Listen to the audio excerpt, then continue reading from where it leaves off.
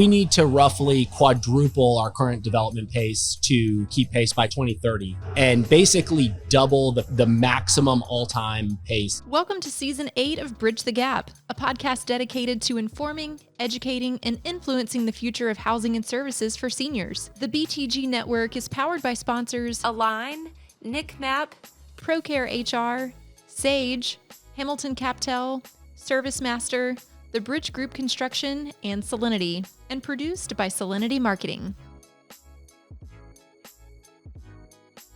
Bridge the Gap in 3, 2. Welcome to Bridge the Gap podcast, the senior living podcast with Josh and Lucas in beautiful San Diego at the Spring NIC Conference with our great friend, supporter, Arick Morton, NIC MAP. Welcome back to the show. Oh, it's a pleasure to be here as always. I'm super excited to chop it up with you. Well, we love it when you come on the show, either you or Kyle. You guys are bringing the best information around data points in the senior living industry. And we're here. So many conversations are taking place. And you just came off of a panel here. You were at the What a Difference a Year Makes, Senior Housing Capital Investment and Growth Outlook. And I actually was able to sit in on that. Very well attended, by the way. There was I would say at least 1,000 people there. It was standing room only. There were people all in standing against the walls, and you had a great panel. Would you help our listeners that weren't able to attend? I mean, what a great opportunity that for you to come on and talk about it. Run us through some of the data points on your presentation. It was a great panel. Very privileged to be on it. You know, we had 3 folks. We had Harrison Street, we had the Mortgage Bankers Association, myself, and so. You know, I looked at kind of the demographic story, which obviously I've been talking a lot about, and, you know, basically just kind of pulled up and said, all right, well, you know, what are the supply and demand dynamics? What is the growth? What do the growth numbers look like on the demographic side? How are we doing from a construction perspective? You know, try to take a second to look at kind of, you know, the question I'm always asking myself is like, all right, you know, if you project forward the 80 plus growth and you look at supply, obviously that tells a story, but is there anything we're not considering that could cause that equation to kind of move, you know, either in either direction? So we looked at, you know, the penetration rate and how that's holding up, as well as kind of what are the financial resources of this generation versus the generation before. And, you know, I think that the kind of the net of it is that I don't see a compelling reason to kind of believe anything but the demand that we are seeing each and every day, every quarter that we report, that demand is not set to continue to accelerate, and that, you know, the supply side is just not keeping up. In fact, it's kind of ebbing out right now, and so, you know, I think that story, you know, honestly kind of continues apace. That's a great story to unpack and talk about for many aspects, but it also presents a lot of challenges, obviously opportunities with that. So are you seeing that at the same pace across all sectors of senior housing, or is it some sectors are way more than others? Honestly, I spent the last 2 years in the data, you know, especially during the kind of the hard times of the last 2 years. It's fun. It's a crazy, you know, what a difference a year makes, right? It's crazy to think, you know, 23 and 24. I mean, COVID was probably the hardest time in the industry, at least operationally. I think financially, you know, 23 and 2024, kind of when the bills came due and the government money ran out, and you know, that labor inflation really bid and the interest rates increased.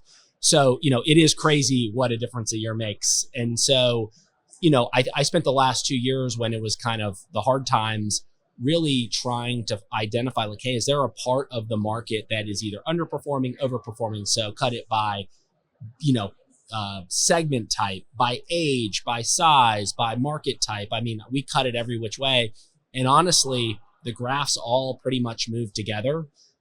So there is, you know, obviously there are slight differences by market, right? I mean, you know, but the kind of the raw supply demand dynamics, it might be starting at a different place, like, right, the occupancy in Atlanta and, you know, other metros might be a little bit different where they're starting from, but you're still kind of seeing the basic overpowering absorption of the 80 plus population, really kind of that story continue. And it seems to pretty much be happening across the entire, across the entire sector. So I have not been able to find a part of the market that is really significantly under or outperforming without, very small margins, Sure. outside of very small margins. So the deficit between housing, services for that boom of population growth, there's a huge deficit, which presents a challenge, but an opportunity. But I'm sure a lot of the operators here that have had the struggles that we've had over the last 4 years are thinking, gosh, I'm seeing my occupancies continue to climb. My rents now, I can get more rents. And so that's sort of a sigh of relief. That's actually what our industry needed, not for necessarily all those unhealthy reasons that we experienced that. So that's the good side. The challenge is what do we do about that? So what would you say to that? I mean, I think certainly we needed the recovery. I think we're kind of picking back up what we lost COVID. I think actually this quarter we surpassed pre-COVID occupancy. So, we are back and even a little bit ahead of where we were pre-COVID. So obviously, that's been welcome news. I think, what do we do about this? I think obviously it's something that it's an issue, right? Because it sounds great to see, hey, the buildings are all going to fill up and everybody's going to be full. And, that sounds great. But I think that will invite a policy response, right? Because legislators are going to hear about it from their constituents. They're going to be seeing it personally. And so, depending on what state you're in and, who's in charge, obviously, that could invite policy responses that we as an industry might not, like. So I do think, not to mention, I think we have kind of a social obligation we operate this space and we deliver this service. And so, we need to meet the needs of the population. So it's something that we need to do. We need to work on it. How does it play out? I mean, obviously, I think construction is very difficult to pencil. There are places where it does, and we are still seeing some starts, but starts are at their all-time low. And then, obviously with the administration, I mean, you're talking 25% tariffs on lumber from Canada, 25% tariffs on drywall from Mexico, a reduction in the migrant workforce that powers a lot of construction sites. So you kind of look at that and you're like, well, I don't, and the treasury rates come down a little bit. So who knows where that's going to go. So the interest rate environment. So I think, I think that will continue to be difficult going forward. For me, I think the way that we solve the problem, or at least put a dent in the problem in the short term, is with expansion. And if you think about an expansion, you have a lower kind of cost per unit because you have a lot of fixed cost coverage and you already have the land and you already have the electrical panels and all those sorts of things. So your cost per unit is lower. And then your, incremental revenue or your incremental margin on those new expansions is higher because, you already have an executive director and you already have a director of clinical services and a van and, all those sorts of operating costs are a lot of fixed cost coverage. And so, I think you can get to that unlevered yield on cost in an expansion a lot easier than you can get to that unlevered yield on cost on a brand new ground up. And so I think, I think there's kind of a call to arms to the industry to look at, okay, what does a 5-year projection look like in this market area? Is there anything coming in the pipe? And if not, do I have flag land that I can start to think about another wing or, an expansion? And I think that's what the industry's going to have to do in the short term to kind of help put a dent in the problem. And I want to jump in here is one step back before that. Give our listeners the magnitude. If we don't have your graphs, slides here, but we'll probably be sharing maybe some of those with our listeners, either edited through the video or post on social media. Give some magnitude that kind of begs the question on what. I think we need to roughly quadruple our current development pace to keep pace by 2030. And so over the next 5 years, we would need to quadruple our current pace and basically double the pace a little bit, basically double the maximum all-time pace. So we're right now we're at about half our all-time high pace. So we would need to roughly 4x our current pace, double our all-time pace. And actually we basically need to double our all-time pace for the next roughly 20 years, 25 years, just to keep pace, assuming penetration rates stay the same. I mean, there's some assumptions baked into that. So, that's the order of magnitude that we need to meet. And so obviously, I mean, the other thing, and, how does it solve? I mean, I think you can imagine a world where you can, if you can put 300 units down, right, like that can get your margins up and, you can get the coverage there. So, I mean, I think people are starting to think about bigger buildings with higher rents. I mean, people are trying in kind of that part of the market. So I do think we're seeing some new construction and people will continue to be creative. But obviously, I think the current policy environment's very unpredictable. And so, it's a little hard to make those kind of long-term bets. Oh yeah. Well, to catch that, I mean, we're not going to be quadrupling, No, as you mentioned, No. anytime soon. no. But I think that presents a huge opportunity. I've heard a lot of talk while I've been here, just in different circles, developers, operators, looking at their existing assets, like you just said. And candidly, there's a lot of opportunity with creativity, whether even it doesn't have to be a lot of land, but a lot of assets out there all over the country have opportunity for growth and expansion. And like you said, that's scalable. It's a lot quicker to the market. So I think that's going to be a huge opportunity. And for those, there's also a lot of really tired operators. They have weathered a lot of years. Then in the senior years of their lives as operators, they were expecting to go out on a high, and then COVID hit, right? Yeah. And they're like, that canceled the retirement plan, right? Very true. Or maybe expedited it in some cases. But I think the value of the properties potentially also that have the expansion opportunities, those are going to be higher value assets. Wouldn't you imagine? 100%. Yeah. 100%. And I think, every deal screen that's probably happening right now, when something comes up onto the market, everybody should be looking at that and saying, all right, well, is there a way for me to add, 10 to 30 units onto this property? And if so, does the market support it? And then, let's go. Well, and I'm hearing a lot of talk about distressed assets, that's like the next opportunity for investors to look at. But is that counterproductive if we're talking about the push for demand being so high? Is that even going to make these distressed assets at an inflated value? I think what I'm seeing kind of anecdotally, we track a lot of transactions data, is, stuff's trading, and even there is distressed stuff out there, but if it has a good future on it, it's kind of trading as well. So, I think it's an interesting time because the current performance, the current environment today might be one thing, but the expectation of what it will be in a couple of years is different. So I think that's where you're seeing kind of some still some bid-ask spread there, where people who have distressed stuff are like, it might be distressed today, but in 3 years or 4 years, the senior population's grown 15 or 20%. Is this thing still distressed? And so I think that's kind of an interesting psychological moment in the market, I think, for that reason. Well, with all this data, I mean, you have so much wealth of information at your disposal. You guys worked really hard at that. So when you're looking to partner with the developers, the investors, the owners, the operators in the business, like, what does that look like for you all now? What is the most valuable conversation you're bringing, and what kind of information are you kind of providing to these partners of y'all's that's vast here at NIC? I think it's a little bit of kind of the supply demand equation, right? It's, what does the growth look like in this market?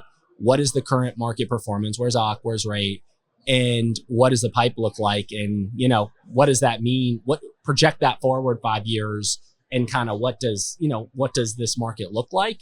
And I mean, I think we're in an environment where, you need to make sure there's enough labor, and, there's other kind of basic due diligence. But I mean, I think in a way, underwriting is getting a little bit simpler right now, because you just, if you're turning off the supply growth kind of portion of the analysis, it's just a question of like, all right, well, how much is this market going to grow? This piece of real estate can either continue to gain its current share, or can I, do something to help it increase that share? So I, in a way, I think the underwriting environment's like getting a little bit simpler.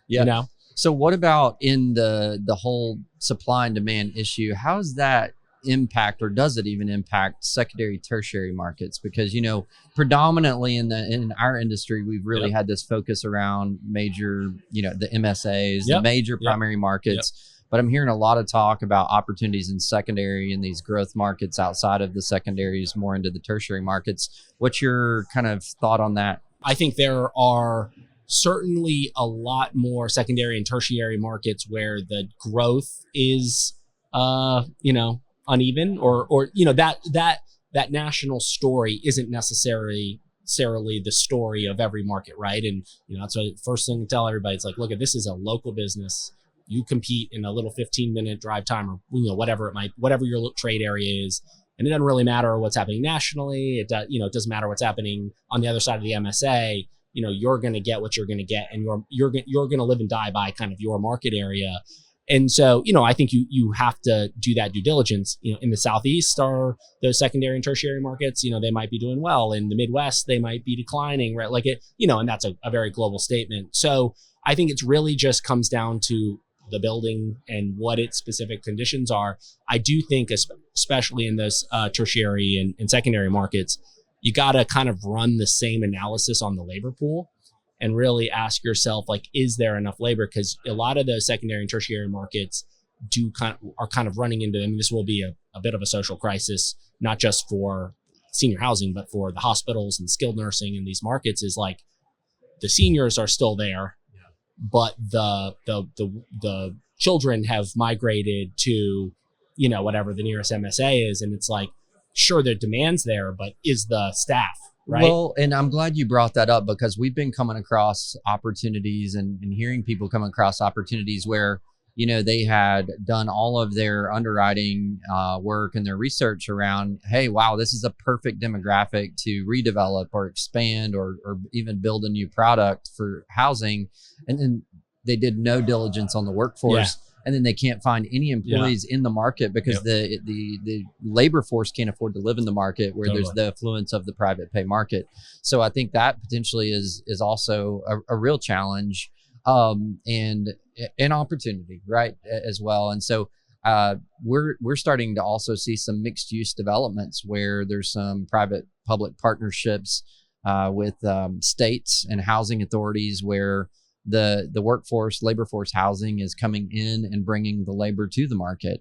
And so I'm curious to see if you're kind of seeing that happen across the country. 100%. I think, we're probably entering a world over the next few years where the bigger question is not, is the demand there? It's going to be, is the supply, the quote unquote labor supply there?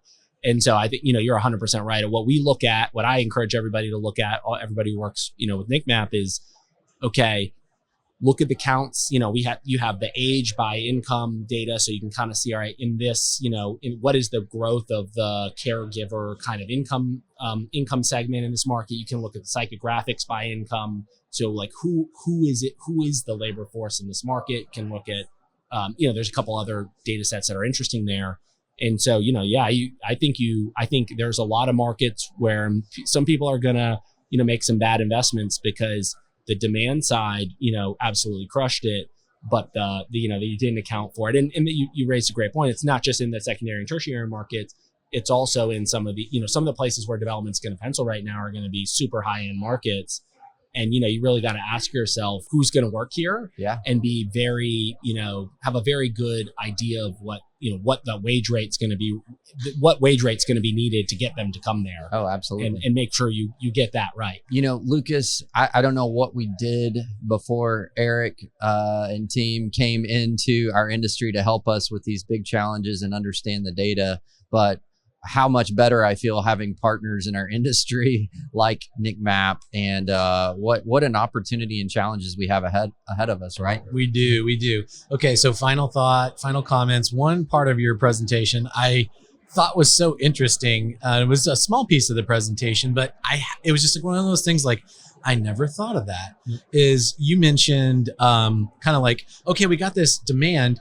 Does it plateau? Does it drop off? Yeah. What happens? And then you had a very long tail look, and you were talking about these different generations. I'm like, oh my gosh, only Arick could think of these things and look that far down the runway.